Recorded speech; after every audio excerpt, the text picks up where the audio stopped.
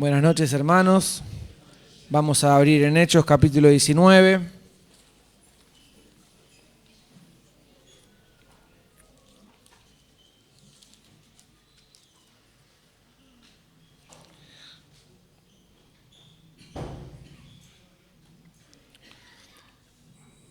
Vamos a leer algunos textos y tener algunas reflexiones que la verdad que me eran de mucha bendición en lo personal.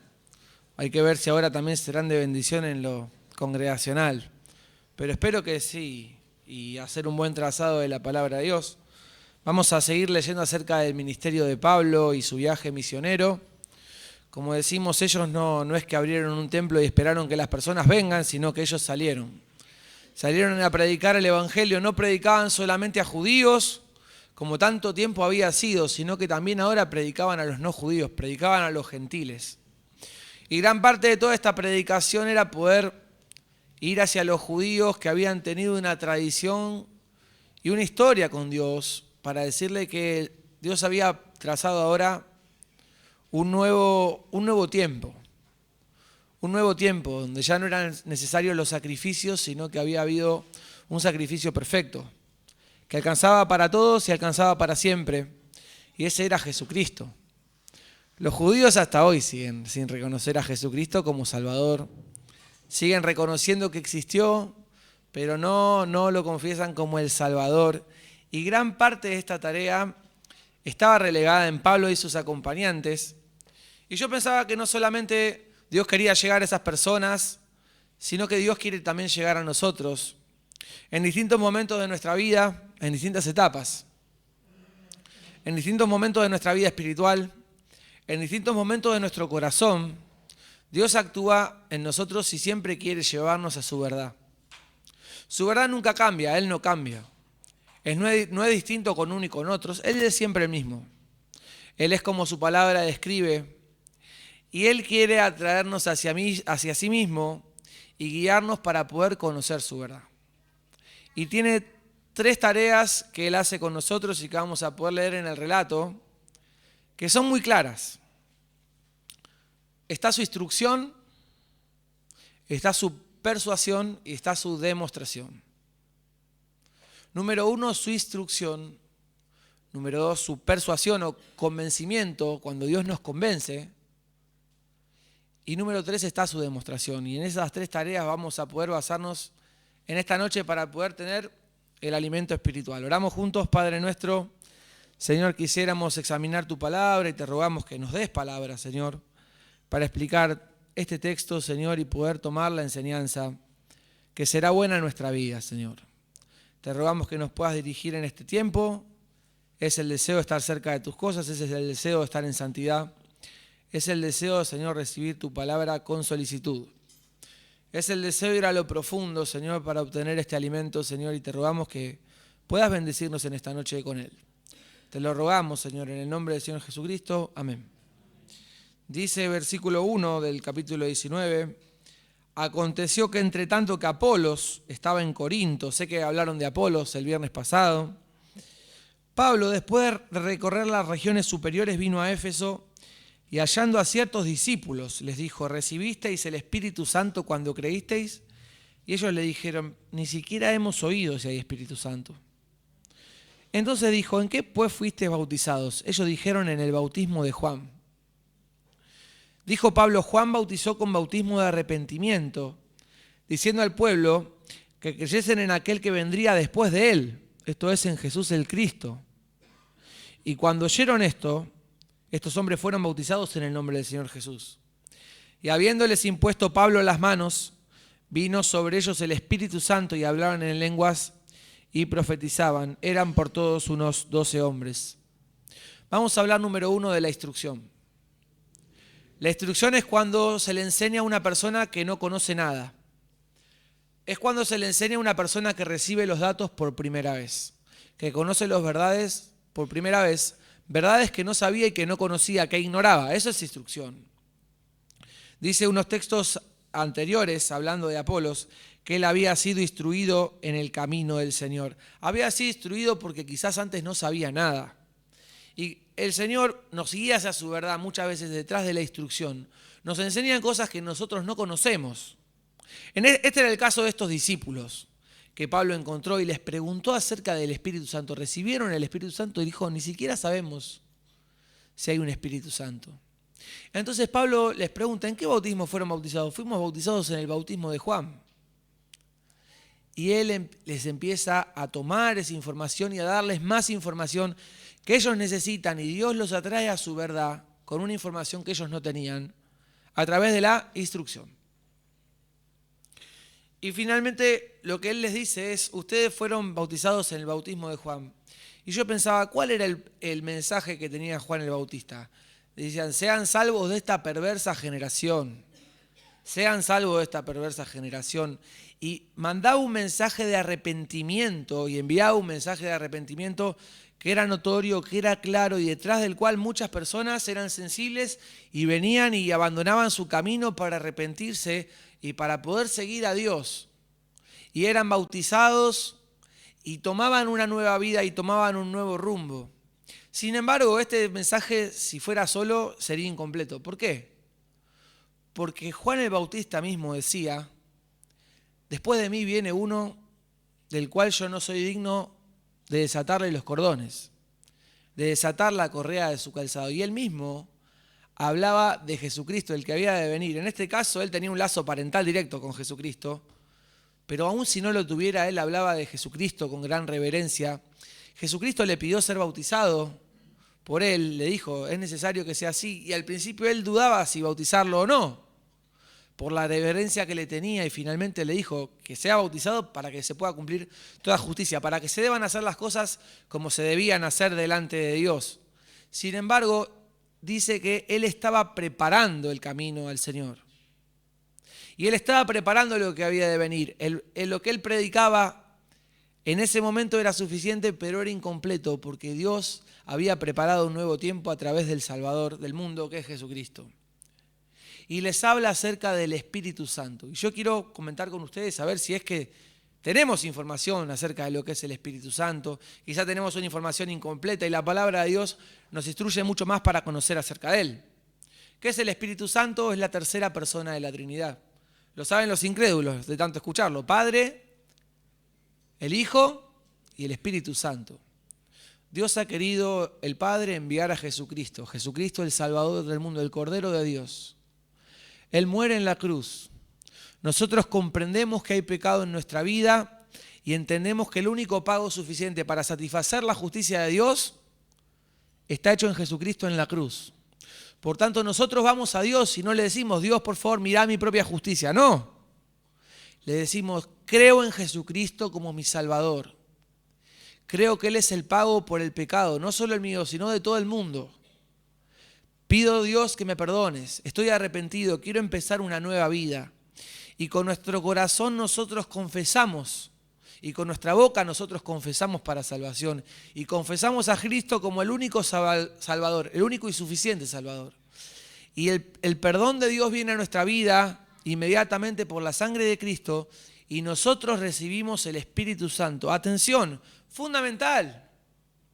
Sin el Espíritu Santo de Dios nosotros no podríamos obedecerle. No podríamos lograrlo. Es un poder, se me fue una palabra. Es un poder sobrenatural, pero es un poder de amor, de valor y de dominio propio, que está en nosotros actuando con poder.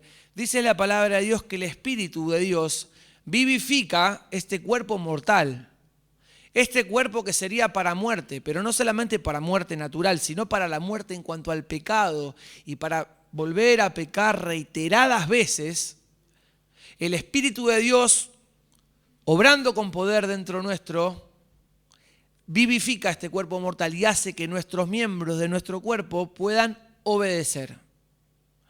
El Espíritu Santo, ¿qué hace? Siempre nos trae y nos recuerda la palabra de Dios. El Espíritu Santo, ¿qué hace en nosotros? Siempre nos guía a toda verdad. El Espíritu Santo da testimonio a nuestro propio espíritu de que somos hijos de Dios. Nos da la seguridad de salvación. El Espíritu Santo nos capacita para la obra de Dios. Es por Él que tenemos los dones, cada uno los dones que Dios le ha dado. Nosotros fuimos limpios por la sangre de Jesucristo y por el Espíritu Santo. El Espíritu Santo nos vivifica, el Espíritu Santo nos libera, el Espíritu Santo nos capacita y el Espíritu Santo, fundamental, nos impulsa a poder servirle. A servirle, como decían, en Jerusalén, en Judea, en Samaria y hasta lo último de la tierra. Y dice la palabra de Dios que Jesucristo dijo. Ellos le preguntaban, Señor, ¿es verdad que ahora vas a restaurar el reino de Israel? Señor, quédate con nosotros, es necesario que yo me vaya. ¿Para qué? Para que venga el Consolador, para que venga el Espíritu Santo. Y Él va a estar no solamente con ustedes, sino que va a estar en ustedes, con una morada permanente. Ese Espíritu Santo está en nosotros en una morada permanente, vivifica nuestro cuerpo mortal. Sin el Espíritu Santo nosotros no podríamos obedecerle, estaríamos perdidos. Solamente con el Espíritu Santo nosotros no tendríamos propia voluntad, sino que el Espíritu Santo nos dominaría y viviría por sí mismo. El Espíritu Santo vivifica nuestro cuerpo para que nosotros, con nuestro propio espíritu también, podamos obedecer a Dios y podamos seguirle. Quizás en esta noche es una palabra de instrucción para usted porque no conocía nada, pero es fundamental. Y hay algo que es muy importante. El Espíritu Santo, cuando hay en nuestra vida una conducta de pecado, se entristece. El Espíritu Santo, cuando hay una vida de pecado y hay acciones de pecado, se entristece y nuestro ser se entristece y se inquieta y no le es suficiente y no tiene tranquilidad viviendo una vida de pecado. El Espíritu Santo, por así decirlo, nos hace notorio el disgusto con el pecado, el disgusto de Dios con el pecado. Y nosotros somos inclinados a cambiar. Cuando nosotros creímos en Jesucristo, el Espíritu Santo hizo una obra fundamental, que es convencernos a nosotros de pecado, de justicia, en el sentido de que nuestra propia justicia no alcanzaba para ir al cielo, y de juicio, en el sentido de que Dios va a juzgar el pecado. Y cuando nosotros fuimos convencidos de pecado, de justicia y de juicio, nosotros fuimos al arrepentimiento. ¿Por la acción de quién? Por la acción del Espíritu Santo. Y estos hombres fueron instruidos acerca del Espíritu Santo y dijeron, cuando recibieron la instrucción, ellos no dudaron, recibieron esta información que no tenían y fueron a la obediencia. Y dice que recibieron el Espíritu Santo y que Pablo en ese momento le impuso las manos, como una señal, como un símbolo, una simbología de transmisión, de que lo que él tenía, también lo tenían ellos. Y dice que ellos en ese momento, que Dios dispuso así, comenzaron a hablar en lenguas con esas manifestaciones espectaculares del Espíritu Santo. Y en esta instrucción que Dios le da a estos hombres a través de Pablo, quizá también hay una instrucción para nosotros. Somos conscientes de la verdad y la realidad del Espíritu Santo, de esta tercera persona de la Trinidad que vive en nosotros, que nos guía a toda verdad, que nos recuerda la palabra de Dios, que nos da poder para obedecerle, detrás del cual Dios limpió nuestros pecados, que está en nosotros para siempre, que nos capacita, que nos impulsa. Los hombres de Dios eran llenos del Espíritu Santo y a pesar de las pruebas iban y hablaban con valentía. El Espíritu Santo hace en nosotros lo agradable delante de Dios. Dios hace en nosotros lo agradable delante suyo por medio del Espíritu Santo. Y Dios trabaja en las vidas con la instrucción. ¿Entendimos? Alguien no conoce nada, lo conoce por primera vez, es instruido por alguien. Seguramente usted haya sido instruido por alguien, más allá del púlpito, más allá de la reunión, haya sido instruido personalmente por alguien que le habrá hablado cosas que usted no conocía. Seguramente usted haya podido ser obediente y bueno, gracias a Dios. Pero una de las tareas que en su amor Dios hace con nosotros es instruirnos. Número 2, vamos a seguir leyendo. Dice la palabra de Dios que eran, versículo 7, por todos unos 12 hombres. Versículo 8 dice, y entrando Pablo en la sinagoga, habló con denuedo, con autoridad, con valentía, por espacio de 3 meses, discutiendo y persuadiendo acerca del reino de Dios. Pero endureciéndose algunos y no creyendo, maldiciendo el camino delante de la multitud, se apartó Pablo de ellos y separó a los discípulos, quiere decir, se los llevó junto con él, discutiendo cada día, ahora en otro lugar, en la escuela de uno llamado Tirano. Y así continuó por espacio de 2 años, de manera que todos los que habitaban en Asia, judíos y griegos, oyeron la palabra del Señor Jesús. Y otra tarea que Dios hace con nosotros es persuadirnos. Hay una diferencia en instruir y en persuadir. Quien es instruido recibe palabras y verdades que él no conocía.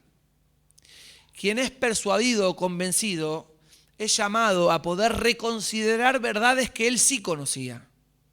Verdades que hasta el momento no había considerado con seriedad como para obedecerlas. Verdades que se había hecho tardo para oír. Información que él tenía pero no había conectado. No había visto los beneficios de obedecer. No había verdaderamente considerado. Y Pablo lo que hacía en medio de ellos era discutir y persuadir. Llamarlos a la reflexión. Que ellos puedan verse desde afuera, que ellos puedan ver su vida, que ellos puedan ver su verdad como la palabra la ve, para que tengan una nueva oportunidad. Dice que muchos judíos en ese momento, conociendo esta persuasión que Pablo les hacía, o este llamado a convencerse de la verdad, ellos eran obedientes y muchos se convertían al evangelio y muchos no. Dice la palabra de Dios que en este caso estos hombres, entre los cuales Pablo con espacio de 3 meses había discutido y persuadido, se habían endurecido y no creían, pero ya su conducta había escalado. No solo se habían endurecido y no habían creído, sino que maldecían el camino delante de la multitud. Habían tomado a Pablo no como alguien con un mensaje que no les convencía, sino como un enemigo. Había un enfrentamiento con él. Entonces dice que Pablo tomó a los discípulos para poder seguir capacitándolos y persuadiéndolos y enseñándoles, y los capacitó en otro lugar, en la escuela de este hombre llamado Tirano. Ahora, yo pensaba en la actitud cuando Dios nos permite a nosotros ser persuadidos. Hay cosas que no es que nosotros no las conocíamos, sí las conocíamos, pero Dios nos da una nueva oportunidad de reconsiderar por su gran amor. Y son muchas veces donde los hermanos que miran por la congregación nos llaman aparte. Y quizás algunos que tenemos varios años en la casa de Dios, quizá más, quizá menos, nos hablan cosas que quizás no escapan a nuestro conocimiento, sí las conocemos, pero nos hacen mirarlas desde afuera, reconsiderarlas una vez más. Y ellos, utilizados por Dios, obran para nuestra persuasión y nuestro convencimiento. Y nosotros podemos obedecer a la palabra de Dios y obedecer a su verdad. Cuando yo estudiaba para visitador médico, me decían que mi tarea, más que vender, era persuadir, porque los médicos tenían las drogas que necesitaban recetar, conocían las marcas, conocían los productos, pero ¿qué era lo que yo tenía que lograr? Hablarle a él con un vínculo de tal manera que él termine recetando la marca de mi medicamento por encima de la de los demás. ¿Qué era? Él no conocía, sí conocía, pero el vínculo, el tiempo, la conversación hacía que él pudiera reconsiderar y escoger una opción sobre las demás. Eso es persuadir. Cuando una persona nos habla, quizás es muy importante el vínculo, el tiempo, la manera, la exposición y cosas que nosotros hasta el momento no habíamos decidido obedecer, Dios nos da luz para poder obedecerlas. Este era el caso de muchos de los judíos y muchos no creían, porque es el resultado del Evangelio. Si el Evangelio está bien predicado, rara vez el resultado es la indiferencia. Hay gente que adhiere y gente que se desagrada. Pero cuando está bien predicado y bien enunciado, rara vez el resultado es la indiferencia. Si alguien es indiferente es porque quizás no entendió. Pero cuando alguien entendió, el Evangelio se toma o se rechaza. No hay medias tintas. Estos hombres tomaron a Pablo quizá como un enemigo, maldijeron el camino. Y yo pensaba que muchas veces Dios nos habla y nosotros podemos entender, pero Dios lo que nunca ha hecho con nosotros y tampoco ha hecho Jesucristo en el Evangelio fue cambiar las condiciones del Evangelio para que nosotros que le habíamos rechazado pudiéramos aceptarle. Jamás. Yo no vi al Señor Jesucristo pedirle por favor a nadie que lo siga. No ha quitado su amor. No ha quitado su amor. Pero fíjense la actitud de Pablo y fíjense este ejemplo que nosotros también tenemos que recibir. Porque así como nosotros hemos sido instruidos, también nosotros instruiremos. Y así como nosotros somos persuadidos, también muchas veces seremos encontrados persuadiendo a otros. Hay tiempos donde la gente no entiende, pero cuando ya se produce un enfrentamiento, nosotros no podemos pedirle por favor con el Evangelio. Sí podemos decirle cuánto nos interesa, sí podemos decirle cuánto le amamos, sí podemos decirle cuán importante es, pero no podemos cambiar el Evangelio y hablándole con un poco más de franqueza tampoco podemos perder más tiempo. Nosotros no fuimos llamados a predicarle a nadie que nos ponga por enemigos. Y hay otros que están esperando escucharle. Este es el ejemplo de Pablo. No dedicó más tiempo. Ellos habían oído y habían rechazado. Ya oirán por otros. Ya oirán por otros. Pero este es el ejemplo. Hay una gran misión por llevar adelante. Y cuando uno llega a un momento donde nos pone por enemigos por decirle lo que le hemos dicho y ya no nos quiere escuchar y ya se vuelve un momento tenso, es bueno poder continuar por otro lado. Y esto es lo que hizo Pablo. Y yo pensaba que una de las tareas de Dios hacia nosotros es instruirnos. Otra tarea es persuadirnos y le damos gracias porque Él nos persuade. Pero otra tarea es demostrarnos. Y vamos a leer, dice, versículo 11, y hacía Dios milagros extraordinarios por mano de Pablo, de tal manera que aún se llevaban a los enfermos los paños o delantales de su cuerpo, y las enfermedades se iban de ellos, y los espíritus malos salían. Como si fuera un ministerio a distancia, ¿no? No le hacía falta ni siquiera estar en el mismo lugar. Dice versículo 13, pero algunos de los judíos, exorcistas ambulantes, intentaron invocar el nombre del Señor Jesús sobre los que tenían espíritus malos, diciendo, os conjuro por Jesús el que predica Pablo. Había 7 hijos de un tal Esceva, judío, jefe de los sacerdotes, que hacían esto. Pero respondiendo el espíritu malo, dijo, a Jesús conozco y sé quién es Pablo, pero vosotros quiénes sois. Atención lo que dice ahora. Y el hombre en quien estaba el espíritu malo, saltando sobre ellos y dominándolos, pudo más que ellos, de manera que huyeron de aquella casa desnudos y heridos. Y esto fue notorio a todos los que habitaban en Éfeso, así judíos como griegos, y este es el resultado. Y tuvieron temor todos ellos, y era magnificado el nombre del Señor Jesús. Y muchos de los que habían creído venían confesando y dando cuenta de sus hechos. Asimismo, muchos de los que habían practicado la magia trajeron los libros y los quemaron delante de todos. Y hecha la cuenta de su precio hallaron que era 50.000 piezas de plata. Y así crecía y prevalecía poderosamente la palabra del Señor. Número 1, dijimos, Dios nos instruye. Número 2, Dios nos persuade, nos convence, nos ayuda a poder reconsiderar. Pero número 3, hay una parte de la enseñanza de Dios donde Él nos atrae a su verdad, donde Dios demuestra.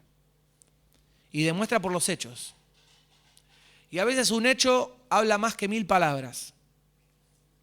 Dice la palabra de Dios que este era el tiempo de las señales espectaculares del Espíritu Santo. Y Dios autorizaba a los hombres de Dios y autorizaba su verdad y autorizaba su palabra con grandes señales, con milagros, con sanidades. Llevaban las ropas a distancia y unos eran sanados y otros que tenían espíritus malignos, ellos salían de él y distintas situaciones que sucedían. Y estos judíos que no habían creído, que muchas veces lo ponían por enemigo, que se llenaban de celos y muchas de estas cosas. Dice que era una costumbre o algo que ellos anhelaban poder hablarle a los espíritus y enviar con autoridad una orden para que el espíritu salga de quien había poseído.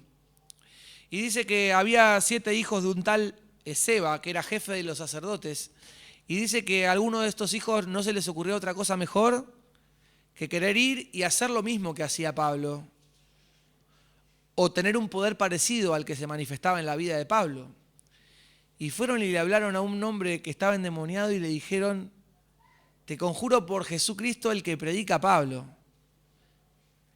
Y en un momento Dios permitió algo. Mire que Dios lo podría haber preservado, mire que Dios podría haber hecho que no tenga efecto, distintas cosas, pero Dios en un momento permitió y demostró. ¿Qué es lo que demostró? Que no todos los mensajes tienen autoridad y que Dios respalda su verdad. Que Dios respaldaba a Pablo, que servía con esfuerzo, que servía con paciencia por espacio de 3 meses, por espacio de años, en los sábados y hablaba en los días de reposo una y otra vez, instruyendo, persuadiendo cuando era necesario y obedecía la palabra con fidelidad y con un corazón íntegro en verdad. Y que permite que este espíritu se levante y le diga, conozco acerca de Jesucristo y sé quién es Pablo, pero ustedes quiénes son. Y que la autoridad con la que ellos se levantaron fuese inútil, y dice que este espíritu se levantó, poseyendo al hombre, se levantó sobre estas personas y los dejó desnudos y heridos. ¿Y cuál fue el resultado? Quizás un resultado más efectivo que todos los demás anteriores, ¿no? Dice el texto que esto fue notorio a todos los que habitaban en Éfeso, así judíos como griegos. ¿Y qué hicieron? Tuvieron temor todos ellos. Y era magnificado el nombre del Señor Jesucristo. ¿Había arrepentimiento? Sí, había arrepentimiento. Muchos de los que habían creído venían confesando y dando cuenta de sus hechos. Y muchos de los que habían practicado la magia trajeron los libros y los quemaron delante de todos. Y libros que su precio eran carísimos, dice, 50.000 piezas de plata. Y así crecía y prevalecía poderosamente la palabra del Señor. Una de las maneras es instruirnos, una manera es persuadirnos y otra manera es demostrarnos por los hechos.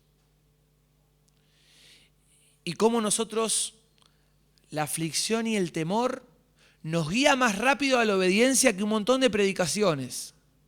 La aflicción o el temor nos guía más rápido a la obediencia que un montón de consejos, que gente llamándonos, que el afecto, que el vínculo. La aflicción nos guía rápidamente.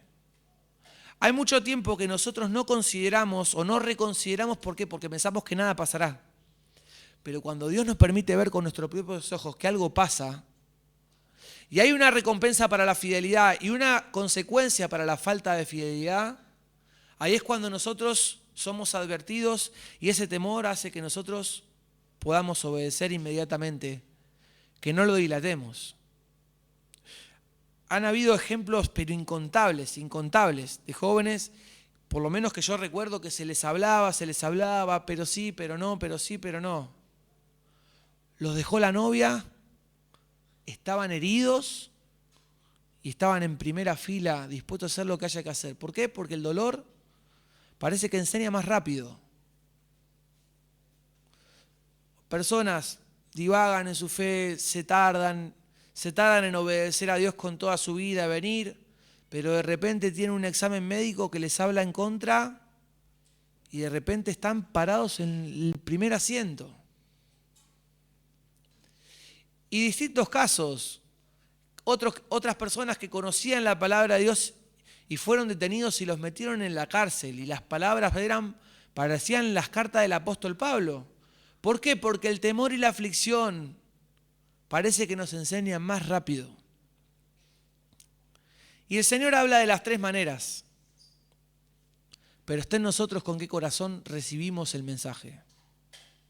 De la instrucción, de la persuasión y de la demostración. Y están los resultados en las vidas. Muchas veces la palabra de Dios se predica y muchas veces se predica un mensaje que pareciera fiel, parece que se toca, no es totalmente distinto, muchas cosas parece que sí, pero hablan de una fidelidad un poco más medida, cosas no son tan así, deja el verdadero evangelio como algo exagerado hasta que el Señor permite la demostración. Y una vida que parecía perfecta y un camino que parecía derecho demostró ser camino de muerte. Y nosotros abrimos los ojos y abrazamos a nuestra familia y decimos, eso no nos puede pasar. Y este es el ejemplo que tomaron todos los de Éfeso, arrepintiéndose, confesando, y todos esos libros que hasta ahora no habían quemado, con el temor, fueron puestos en la hoguera y libros que en su valor económico, calculando, era un montón de plata. Y yo pensaba de dos maneras. Número uno, qué necesario es para mí poder estar preparado en la comisión que Dios nos ha dado para instruir, qué pronto y qué continuo tengo que ser en el ejercicio de querer persuadir. Y cómo también yo tengo que permitir a los demás y animar a los demás a abrir los ojos cuando el Señor demuestra el resultado del camino, para que ellos puedan tomar consejo. Quizás esto en el rol de maestro, pero bajemos al llano. ¿Cómo debemos agradecer por haber sido instruidos. Muchos fuimos instruidos desde niños en las cosas de Dios. Que de las niñez has sabido las sagradas escrituras, las cuales te pueden hacer hábil para obtener la salvación que es en Cristo Jesús. Hemos sido instruidos. ¿Cómo debemos agradecer la instrucción? Tener gente que nos enseña. Gente que nos enseña de cero. Gente que no nos juzga ni nos condena por no saber, sino que nos enseña con amor. ¿Cómo debemos valorar a las personas que nos persuaden y se sientan al lado nuestro con la exhortación y nos ponen de manifiesto y nos animan a reconsiderar? Muchas veces esas personas se juegan la ropa, por así decirlo.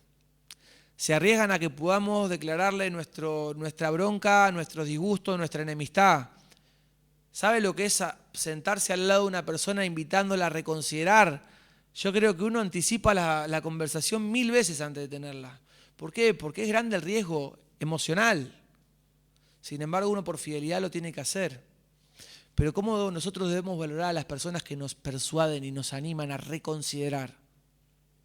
Y cómo nosotros tenemos que tener abiertos nuestros ojos a la demostración. Cuando Dios, pudiendo evitar distintas consecuencias, las permite. Tomar consejo de sabiduría. Verdaderamente. Hay un texto en la palabra de Dios que quiero compartir con ustedes y poder terminar, que está en Romanos. Les pido que me acompañen. Romanos capítulo 2.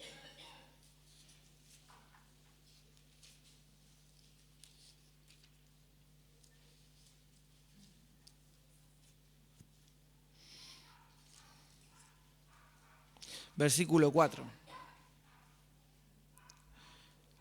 El texto nos habla acerca de valorar o menospreciar. Y en este caso dice, o menosprecias las riquezas de su benignidad, paciencia y longanimidad, ignorando que su benignidad te guía al arrepentimiento. Pero por tu dureza y por tu corazón no arrepentido, atesoras para ti mismo ira para el día de la ira y de la revelación del justo juicio de Dios, el cual pagará a cada uno conforme a sus obras. Y yo pensaba que este texto habla muchísimo acerca de la salvación y el tiempo aceptable para obedecer, pero habla de las riquezas de Dios. Y dice las riquezas de qué cosa? De 3 cosas, de su benignidad. Él es bueno, Él es paciente y tiene longanimidad, tiene el mismo ánimo para esperarnos y ser paciente a través del tiempo. ¿Acaso menospreciamos esto? Porque muchas veces la gente dice, ¿sabe por qué yo no cambio? Hasta ahora vengo haciendo esto y no me pasa nada. A mí no me pasó nada malo, por eso no cambio. Sin embargo, conoce en su interior la verdad, pero se dilata en obedecerla. Ya la voy a obedecer.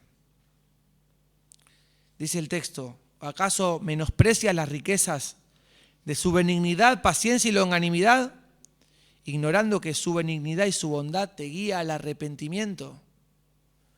No es que tenés que seguir haciendo tu camino porque hasta ahora no te pasó nada. Tenés que aprovechar que hasta ahora no te pasó nada para poner hoy por obra la palabra de Dios. Y tenés que agradecerle al Señor, Señor, yo no menosprecio estas riquezas, ni de tu benignidad, ni de tu paciencia, ni de tu longanimidad. Gracias, Señor, que hasta ahora no me pasó nada. Gracias, Señor, porque las consecuencias de mi pecado podrían haber sido durísimas y no lo fueron porque así lo quisiste. Señor, yo no lo menosprecio, no lo menosprecio. Y en este día quiero poner por obra la palabra que sé que tengo que poner. Señor, yo no lo menosprecio.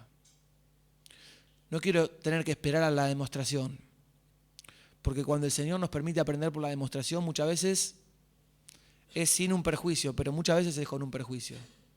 Muchas veces nuestra oportunidad no vuelve a ser la misma, no lo podemos hacer con la misma salud, no lo podemos hacer con la misma familia en el Señor, no lo podemos hacer con el mismo trabajo, no lo podemos hacer de distintas maneras. Y en esta noche quiero cerrar con esto y llamarnos a preguntarnos si nosotros valoramos la benignidad, la paciencia y longanimidad del Señor, o si nosotros como muchas veces no nos pasó nada, todavía nos dilatamos.